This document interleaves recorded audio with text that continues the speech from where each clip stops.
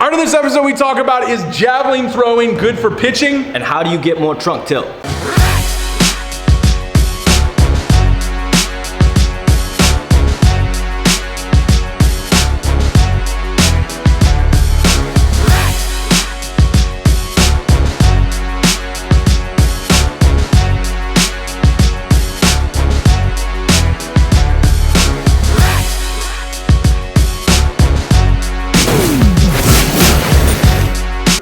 CEO Stephen Godani here at the @TopVelocity hashtag Pitch and Tips show. We go to Twitter, Facebook, Instagram, Snapchat @TopVelocity, hashtag Pitch Tips, hashtag baseball tips. Ask your question. We answered on the show. What's going on? 3X Velocity camps coming up. We've got these March camps coming up. We've got all the summer camps coming up. Guys calling in for 3X training to get ready for the summer. So if you haven't booked everything for the summer, to come down here and do your velocity training camp and then train with us to work towards those goals and add that 5 to 10, break 90, with all the stuff that we want to help you do to become a great testimonial, to go in there with our 30 plus testimonials we have recorded on the site. If you haven't checked that out, check that out. And that's what we're waiting to hear. If you have any questions on that, reach out to us and call us through the number on the site, email us, whatever. But hey, it's been a great show. We're going to keep it going. Hopefully we can keep it going through the summer as it gets crazy in here. Oh, yeah, but what's the question for today? Isaac Corzo asks, do you guys think there are similarities to javelin mechanics and pitching mechanics? Isaac, you just asked this question, but I had to bring it out because it's kind of been a hot topic. I've seen a lot of guys talking about this, a lot of pitching gurus out there talking about it. When I first started to experiment with my approach after I had success with it, after I, post-surgery, it gave me almost 10 miles an hour, got in the low to mid-90s. I wanted to research it more, and I started getting into javelin throwing. So, I like the athlete aspect of pitching, and it very much went with the approach. Like, let's see how other athletes who throw and do things. So, I started following a lot of the guys in our Olympic guys.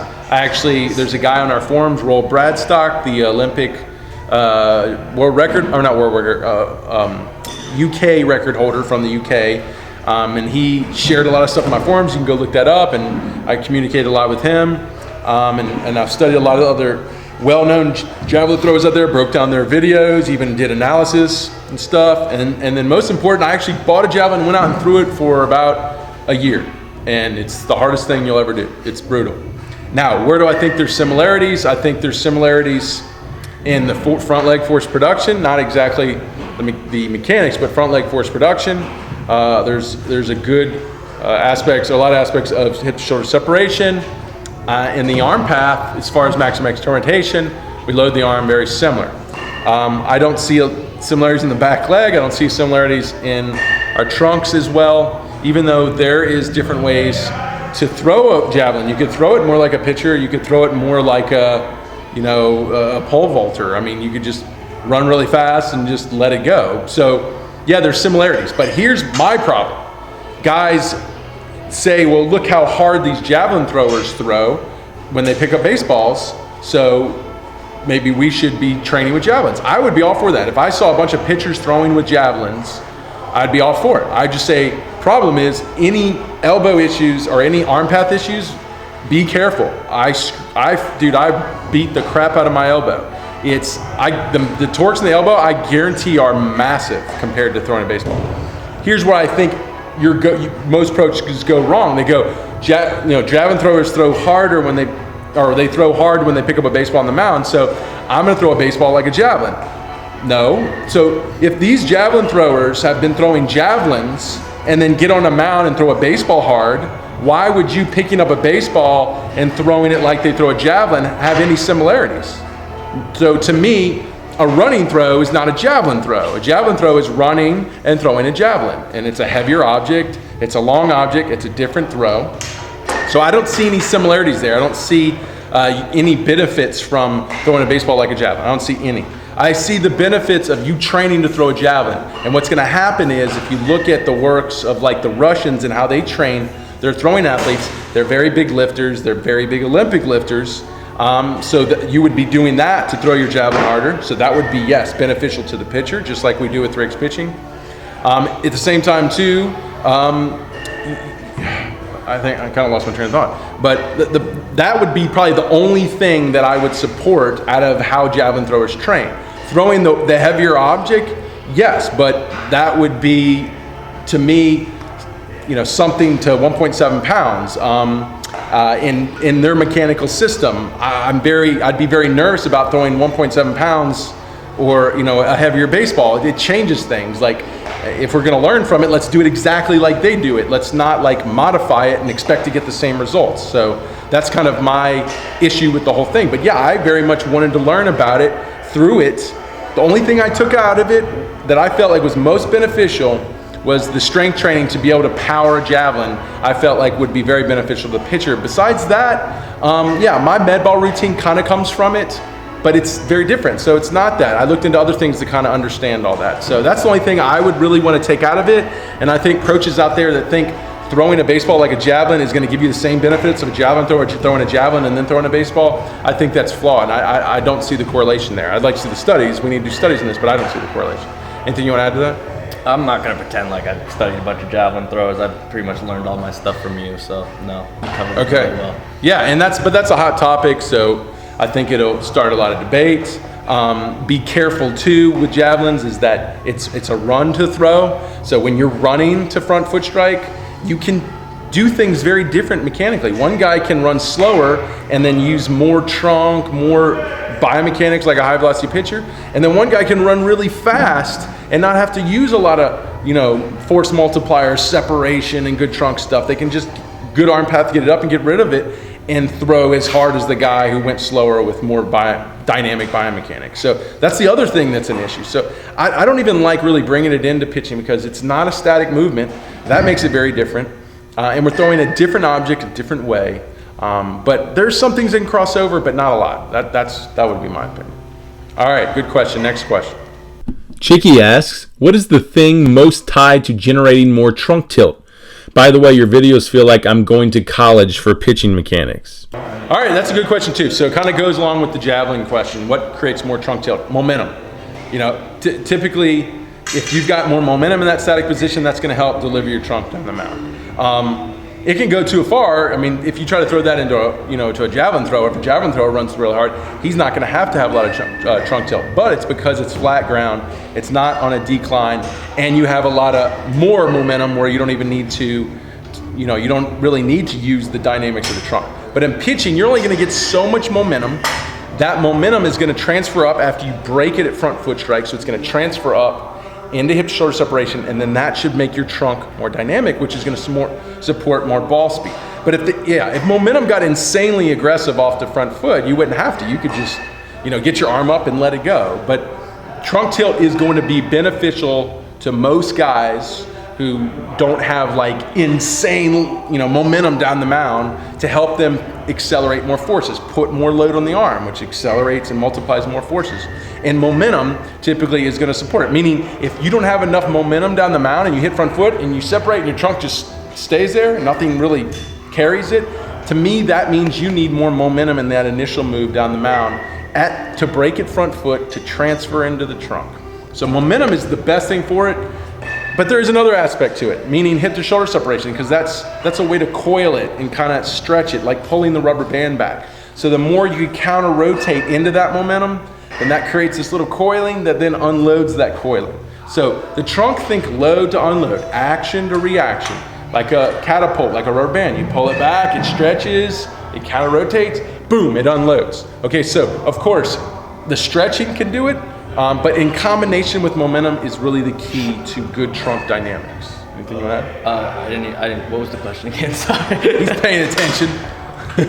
The question was, what is the thing most tied to generating more trunk tilt? So trunk tilt is the trunk going forward. Yeah. So that's the dynamics of the trunk. Yeah. Well, I'm just gonna spit the same thing he's saying, but yeah, it's just more momentum. What's something you're struggling with? I know. You're struggling with that. But that's because I'm not creating enough momentum though too. Like I'm not. Well, how's your hip to shoulder separation? Probably not that great either. But this was something I was talking about to Jason like at lunch today. We were saying, like, is it so much for the hip to shoulder separation where you're just countering it back, or is it that you're creating so much momentum through your lower half and your hips are opening so fast that this is just getting caught behind? Because I think like the more you think about like countering it back, I was talking to Bob about it too. Like Bob was saying, like the more he thinks about like countering it back, it's like the slower it is. But if you just let it like loose and the more explosive your hips go through, the better. Because it's a two-way street. For example, if I'm going to pull a rubber band back, you're basically saying, all I have to do when I pull the rubber band back is just yank on the back arm? But I would say if you're stabilizing this, but the problem is if you didn't worry about this and you just yanked on it and all came, what would that do? It wouldn't do anything to the rubber band. So it's a two-way street. Yeah, it's as important that you pull it back. It's important that you counter rotate, but it's just as important that you equal that amount of force with what's stabilizing.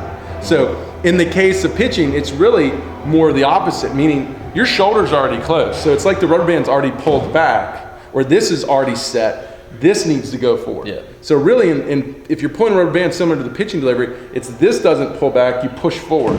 So the shoulders are closed, you drive the hips through, and then you release the rubber band. Yeah, but then be able to drive that through, you need so much momentum moving through your back leg that you're essentially propelling your body weight forward off of just one leg at incredible like force production into the ground. Like you're using so much power to propel yourself forward to where you hit front foot and everything launches forward. So that's going to create the trunk tilts. But the point I'm trying to get at is you just need a shit ton of force in your drive leg to be able to get your body to hit front foot and it relates forward to the rubber band. Like, so if I could just fall and stretch the rubber band, yes, I can still fire it. But if I put more force into either end, which typically the hip end, then it just is going to create more energy. Also, too, what rubber band are you? Are you the skinny rubber band or are you the thick rubber band? Yeah. What do I have to do with the thick rubber band? I've got to put more force to stretch it, and the skinny rubber band, I've got to put more time with force behind it, or a range of motion to get the same tension in the system. Okay. Yeah. So you got to first identify which rubber band am I? Oh, I'm a thick rubber band. Well, yes, I better drive the crap out of my back leg to pull that thing apart, because just me falling in the front foot and closing my shoulders ain't going to do it. I'm not going to separate. I'm not going to load my trunk, and that's not going to propel me forward. Explain to them what you mean by like a thick rubber band, though. Just like a guy with just thick hips. If all the muscles through your hips and core don't want to pull, like Tim Lincecum, who I think is the most hypermobile guy I've ever seen. It just doesn't want to pull. Then you're that thick rubber band. You got to yank it. You got to drive it, and pull it apart to unload everything with a lot of energy. But if you are Tim Lincecum, you really just got to kind of use some speed and really good at all the mobility, hitting all that range of motion to get it to tense, and then it unloads. Boom. So you'll see someone like Tim Lincecum in his heyday have a very different way to get to hip shoulder separation, meaning he would almost jump. He would, look like he was doing the limbo. He was, hyper mobile in those positions. And then you see someone like who's thick, like Sonny Gray kind of. Well, he's still kind of thin. I would say someone who like David Aardsma. I mean, David's just like thick as crap through here. David just gets enough hip shoulder separation. He's like, and then it unloads. But when David gets that hip shoulder separation, he's putting so much tension behind that to create that unload. And it's just that rubber band. It's like, that thick rubber band, you might only have to pull it back this far, but you're pulling the shit out of it. You're like, and then it explodes.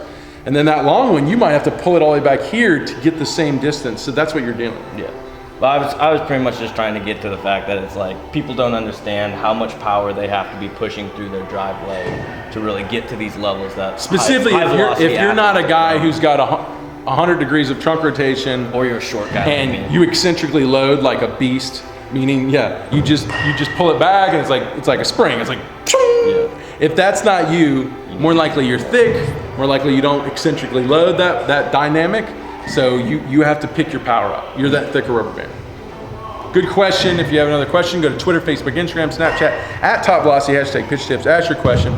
We answer on the show. See you this summer or this spring at 3X Velocity Camp and on the next episode.